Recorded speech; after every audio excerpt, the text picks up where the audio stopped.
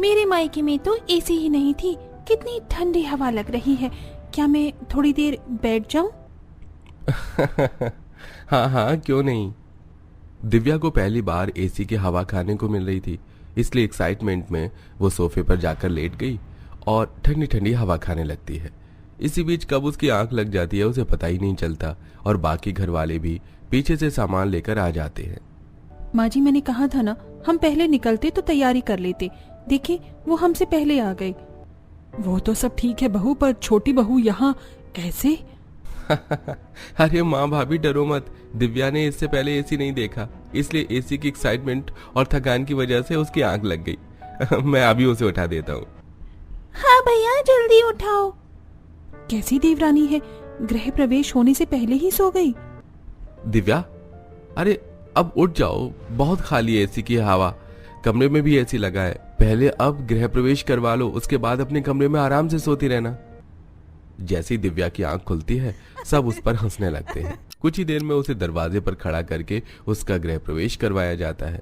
अब दिव्या सीढ़ियां चढ़कर अपने कमरे में जाती है और अगले दिन अपनी पहली रसोई के लिए लेट हो जाती है। सुबह के 9 बज चुके हैं, पर अब तक दिव्या अपने कमरे से नहीं आई। उसकी तबीयत तो ठीक है, आज उसकी पहली रसोई थी। आधे घंटे में सबको ऑफिस के लिए भी निकलना है। एक काम करती हूँ, खुद ही जाकर उठा देती हूँ। इतना बोलकर शीतल किचन से निकलकर सीढ़ियां चढ़ती हुई ऊपर देवरानी के कमरे में जाती है, जहां वो दिव्या को सोता देख हैरान हो जाती है। दिव्या, तुम अभी तक सो रही हो? जल्दी उठो, आज तुम्हारी पहली रसोई है। क्या सुबह हो गई? माफ करना दीदी, मैं पहली बार एसी में सो रही थी ना, इसीलिए आंख नहीं खुली। घबराई दिव्या जल्दी से उठती है और फ्रेश होकर नीचे जाती है और तब तक शीतल ने सारा खाना बना लिया होता है। जैसी दिव्या रसोई में जाती है, शीतल उससे कहती है, मैंने सारा खाना बना दिया है, तुम बस कुछ पूरियां बना लो। तुम्हारी पहली रसोई है, तुम्हारे हाथ का कुछ तो बनना जरूरी है ना। दिव्या जल्दी से कुछ पूरी बनाती है और फिर सबको खिलाती है। छोटी बहू बड़ी बहू की तरह खाना बनाना जानती है। माँ जी, ये खाना जिठानी जी ने ही बनाया है। आज मेरी पहली रसोई थी और मैं लेट हो गई, उसके लिए आप सब मुझे माफ कर दीजिए। कोई बात नहीं बहू, आज तुम्हारा घर में पहला दिन है, धीरे धीरे सीख जाओगी सब। दिव्या के सास ससुर दिव्या की प्रॉब्लम को समझते हैं और कुछ नहीं कहते। इसी तरह 2 दिन बीत जाते हैं और एक दिन। मेरे तो ससुराल में हर जगह एसी लगा हुआ है, चाहे वो कमरा हो या हॉल। हॉल से यहाँ तक एसी की हवा लग रही है और मुझे नींद आ रही है। एक काम करती हूँ, कम गैस करके थोड़ी देर हॉल में ही सो जाती हूँ। दिव्या गैस कम करके हॉल में जाकर एसी की हवा में सो जाती है, जिस वजह से गैस पर रखी सब्जी जल जाती है और जली हुई सब्जी की महक कमरे तक आशा को आती है। बड़ी बहू तो बाहर गई है, कहीं छोटी बहू ने खाना तो नहीं जला दिया? खाना जलने की महक आ रही है। आशा जल्दी से रसोई में जाती है, जहां वो सब्जी की गैस बंद करती है और अपनी बहू को इधर उधर ढूंढने लगती है। दिव्या बहू तो यहाँ हॉल में एसी में सो रही है और वहाँ किचन में पूरी सब्जी जल गई। क्या पूरी सब्जी जल गई? माफ करना माँ जी, पता नहीं कैसे मेरी आंख लग गई। मैंने तो सब्जी की गैस भी कम की थी, मुझे माफ कर दीजिए। मुझे एसी की हवा की वजह से नींद आ जाती है।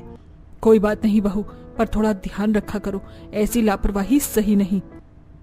आशा दिव्या को समझाकर अपने कमरे में जाती है और आराम करती है।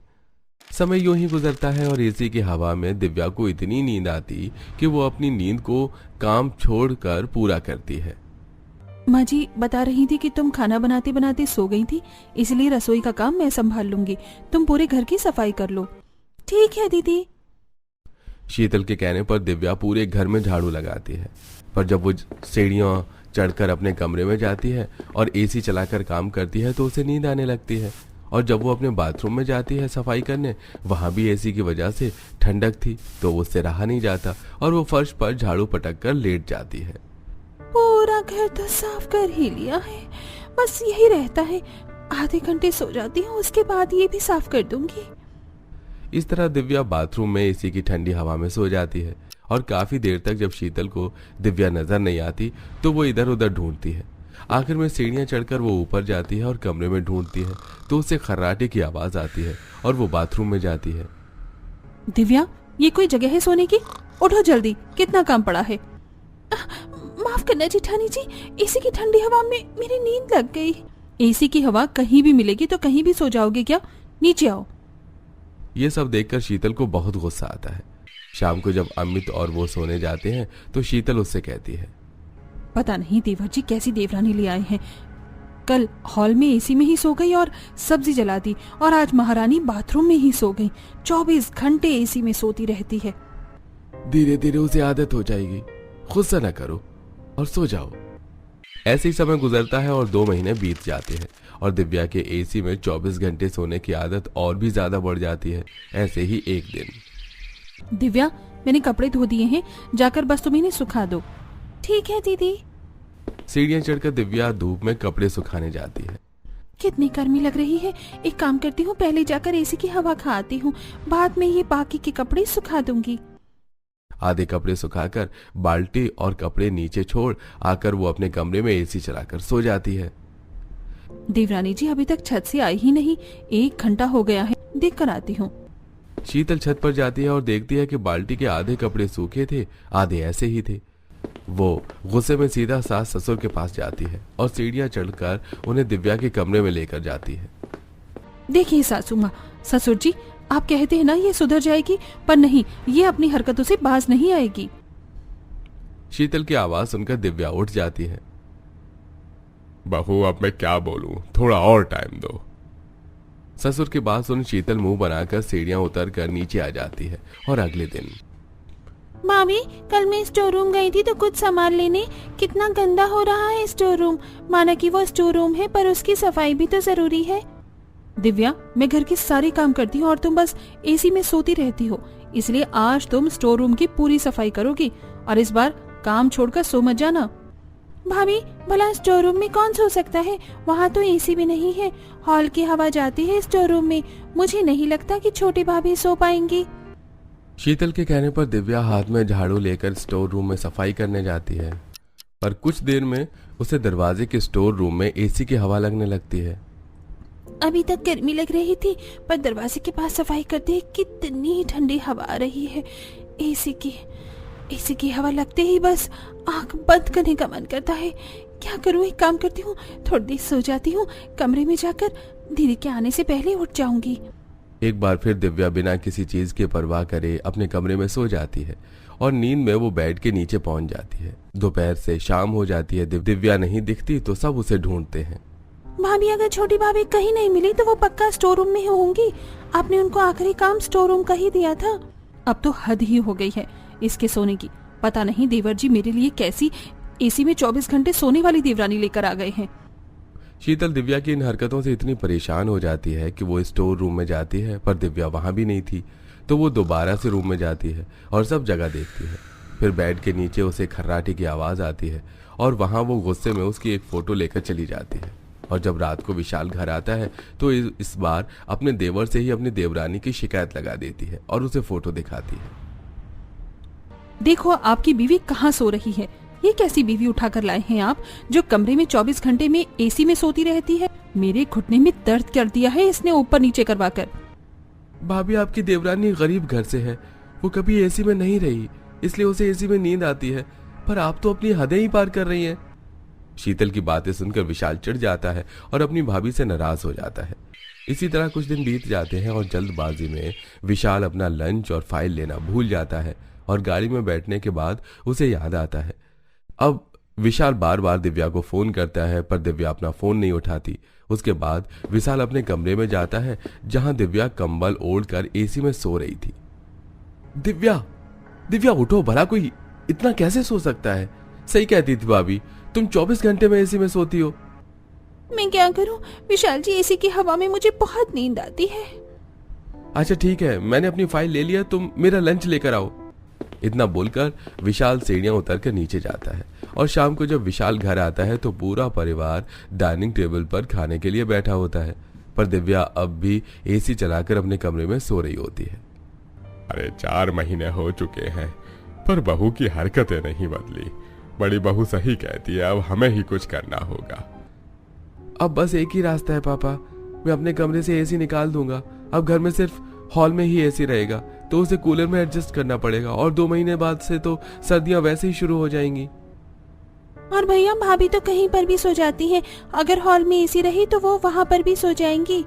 नहीं सोएगी, एसी का रिमोट में अपने पास रखूंगी और एसी तभी चलाऊंगी जब पूरा परिवार हॉल में बैठेगा। हॉल में एसी नहीं हटा सकते क्योंकि कभी कभी मेहमान आते हैं। दिव्या की हरकत सुधारने के लिए पूरा परिवार एक प्लान बनाता है और अगले ही दिन विशाल अपने कमरे में एसी निकाल देता है, जिस वजह से दिव्या काफी दुखी होती है। तो वहीं जब रसोई में खाना बनाने जाती है तो उसे गर्मी बर्दाश्त नहीं होती।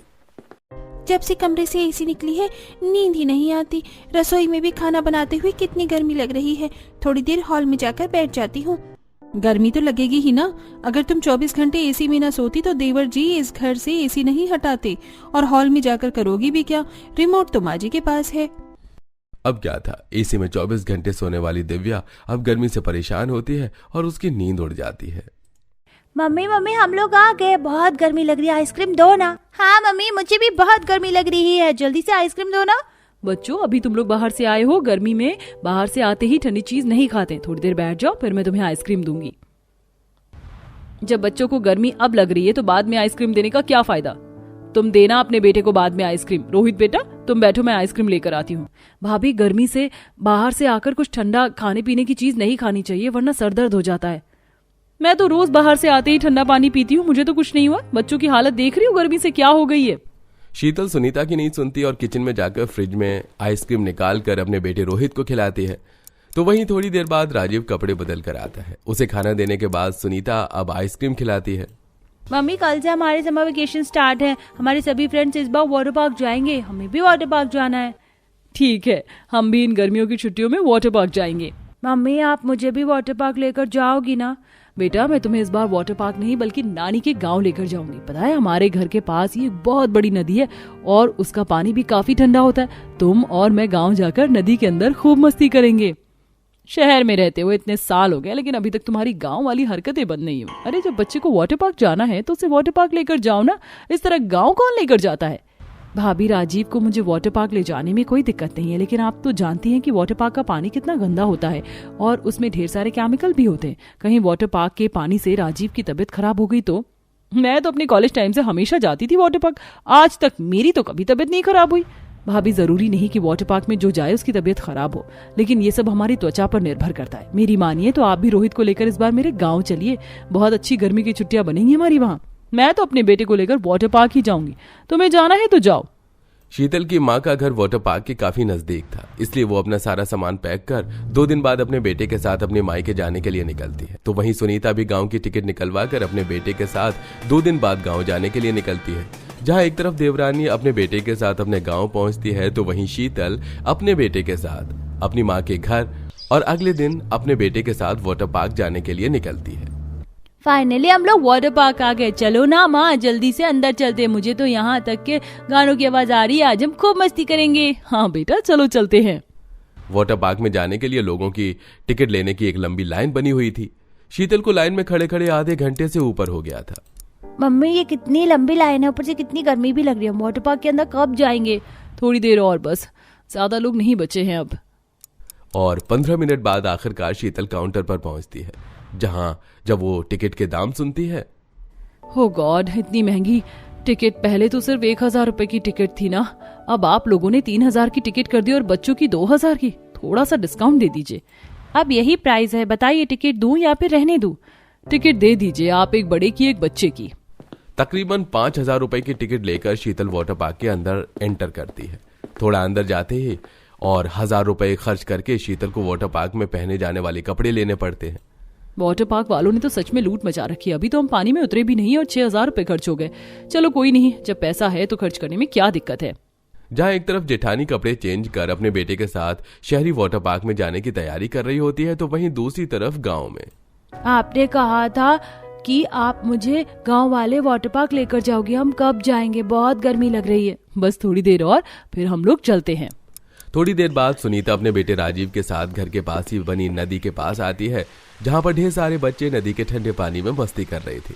राजीव ने पहली बार इतनी बड़ी नदी देखी थी, जिसे देख वो काफी खुश होता है।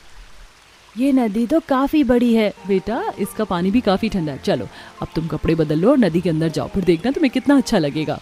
राजीव नदी के ठंडे ठंडे पानी में उतरता है तो उसे काफी अच्छा लगता है। मम्मी ये पानी तो बर्फ जितना ठंडा और काफी अच्छा लग रहा है, आप भी आओ ना। सुनीता भी अब राजीव के साथ नदी के अंदर उतर जाती है और दोनों माँ बेटे गांव के वाटर पार्क में काफी मस्ती करते हैं। वहीं दूसरी तरफ मम्मी इस वाटर पार्क का पानी गरम गरम सा लग रहा है ना। हाँ बेटा, गर्म तो है, लगता है धूप की वजह से पानी गर्म हो रहा है, लेकिन कोई बात नहीं, हम फिर भी बहुत मस्ती करेंगे। शीतल अपने बेटे के साथ वाटर पार्क में बज रहे गानों पर पानी के अंदर खड़े होकर काफी ज्यादा मस्ती और डांस कर रही होती है। तभी कुछ पेड़ के पत्ते और छोटी मोटी लकड़ियां पानी में तैरते हुए शीतल के पास आती है। ये कचरा यहाँ कहाँ से आया? लगता है ये वाटर पार्क वाले पानी को साफ नहीं करते, लेकिन छोड़ो, मुझे क्या। शीतल इसे नजरअंदाज कर अब दोबारा मस्ती करने लग जाती है और अब अपने बेटे के साथ ढेर सारी स्लाइड्स भी एंजॉय करती है। थोड़ी देर बाद ब्रेक लेकर शीतल अब गांव में अपनी देवरानी का वीडियो कॉल करके वाटर पार्क दिखाने लगती है। सुनीता, ये शहरी वाटर पार्क कितना ज्यादा बड़ा है, यहाँ इतने सारे झूले हैं और तो और यहाँ गाने भी बज रहे हैं, कितने सारे लोग हैं यहाँ। पर काश तुम भी यहाँ होती है, लेकिन तुम तो अपने गांव की उस नदी में जाना था। आप लोगों को इतना खुश देख मुझे काफी अच्छा लग रहा है, लेकिन ये नदी भी काफी बढ़िया है, देखो यहाँ कितने सारे बच्चे खेल रहे हैं। सुनीता को वाटर पार्क दिखाने के बाद अब सुनीता वीडियो कॉल कट कर देती है और शाम होने पर दोनों माँ बेटे अब घर आ जाते हैं। सुनीता भी राजीव को लेकर घर आ जाती है और ऐसे ही 2-3 दिन गुजर जाते हैं। रोहित बेटा, सुबह से देख रही हूँ पैरों पर खुजाए जा रहे हो, कुछ हुआ है क्या? कल रात से पैरों पर काफी खुजली हो रही, देखो ना लाल भी हो गया है। ज्यादा मत खुजाओ, लगता है किसी मच्छर ने काट लिया है। तुम्हें मैं डिटॉल लगा दूंगी, ठीक हो जाएगा। चलो अब जल्दी से तैयार हो जाओ, आज हमें वाटर पार्क जाना है, पता है ना। अब जब तक नानी के घर हैं तब तक हम लोग वाटर पार्क जाते हैं। थोड़ी देर बाद शीतल रोहित के साथ वाटर पार्क के लिए निकल जाती है, जहां आज भी दोनों माँ बेटे वाटर पार्क में काफी मस्ती कर रहे होते हैं। तभी अचानक शीतल की आंखों में जलन होने लगती है। मेरी आंखों में जलन क्यों हो रही है? पहले कभी नहीं ऐसा हुआ। वहीं दूसरी तरफ गांव में सुनीता का बेटा नदी के ठंडे ठंडे पानी में नहा रहा होता है, तो वहीं सुनीता उसके लिए आम काट कर लाती है। यहाँ तो काफी मजा आ रहा है, लेकिन कल वीडियो कॉल पर आपने देखा था वहाँ कितने बड़े बड़े झूले थे, मुझे भी झूलों में झूलना है। तो बेटा क्या हुआ, यहाँ पर भी ढेर सारे झूले, मेला लगा हुआ है हमारे गांव में। तुम शाम को चलना, मैं तुम्हें झूले पर झूला झुलाऊंगी। मम्मी जब से हम गाँव आए तब से मेरा रंग भी कितना साफ हो गया ना, वरना शहर में धूप में मैं कितना काला हो गया था। इस नदी का पानी हमारी त्वचा के लिए काफी अच्छा है। ऐसे कुछ दिन और गुजर जाते हैं। बार बार वाटर पार्क जाने की वजह से शीतल को काफी ज्यादा टैनिंग हो जाती है। पूरा दिन मैं घर में ही पड़ी रहती हूँ, तो ये टैनिंग कैसे हो गई? लगता है अब दोबारा पार्लर जाना पड़ेगा। पिछले 2 हफ्तों में 3 बार पार्लर जा चुकी हूँ। आज फिर से अपने बेटे के साथ वाटर पार्क जाती है और आज जब शीतल वाटर पार्क से घर लौटती है तो उसके शरीर में खुजली शुरू हो जाती है। तो वहीं रोहित के शरीर में भी जगह जगह पर खुजली होने लगती है। अगले दिन शीतल देखती है कि उसके और उसके बेटे के शरीर पर जगह जगह दाग हो गए हैं। दोनों की आंखों में भी काफी जलन होने लग रही थी। बॉडी में इन्फेक्शन भी बढ़ता जा रहा था, जिससे शीतल काफी परेशान थी। वहीं दूसरी तरफ सुनीता अपने बेटे के साथ नदी के पानी में काफी मस्ती कर रही होती है। तो बताओ बेटा, कैसा लगा तुम्हें हमारा गांव का वाटर पार्क? शहर का ज्यादा अच्छा है या गांव का? गाँव का ज्यादा अच्छा है। अब हम हर बार गर्मी की छुट्टियों में यहाँ आया करेंगे। आधी गर्मी की छुट्टियां लगभग खत्म हो चुकी थी, इसलिए सुनीता 2 दिन बाद अपने बेटे के साथ वापस शहर अपने ससुराल लौट आती है। तो वहीं शीतल भी अपने बेटे के साथ अपने मायके से ससुराल आ जाती है। सुनीता जब घर जाकर शीतल और रोहित की ऐसी हालत देखती है तो वो सब समझ जाती है। भाभी, इसीलिए मैं आपको वाटर पार्क जाने से मना करी थी। देखा ना क्या हो गया, आपके पूरे शरीर में एलर्जी हो गई। आंखें भी आप दोनों की कितनी ज्यादा लाल हैं। आप लोगों ने दवाई ली। सुनीता, काश मैं उस दिन से तुम्हारी बात सुन लेती और वाटर पार्क ना जाती। पता है डॉक्टर ने हमें कितना ज्यादा डांटा। वो कह रहे थे कि ये सब वाटर पार्क के गंदे पानी की वजह से हुआ है। हम इतने दिनों से दवाई ले रहे हैं, लेकिन अभी ज्यादा खास असर नहीं हुआ। भाभी, वाटर पार्क के पानी में काफी केमिकल होता है और तो और वो सालों तक उस पानी को साफ नहीं करते। ज्यादातर लोग वाटर पार्क से बीमार होकर ही लौटते हैं। आप फिक्र मत करिए, मैं देसी तरीके से आप दोनों को जल्दी से जल्दी ठीक कर दूंगी। सुनीता घरेलू तरीके से घर में ही कुछ दवाइयां बनाती है और रोहित और शीतल को लगाती है। हफ्ते भर में शीतल और रोहित अब पूरी तरह से ठीक हो जाते हैं, जिसके बाद अब बची गर्मियों की छुट्टियों में सुनीता शीतल और रोहित को अपने गांव लेकर आती है और अब वो सब नदी के पानी में काफी मस्ती करते हैं। इसी के साथ शीतल और सुमित के बीच जो भी मनमुटाव था वो भी अब खत्म हो जाता है।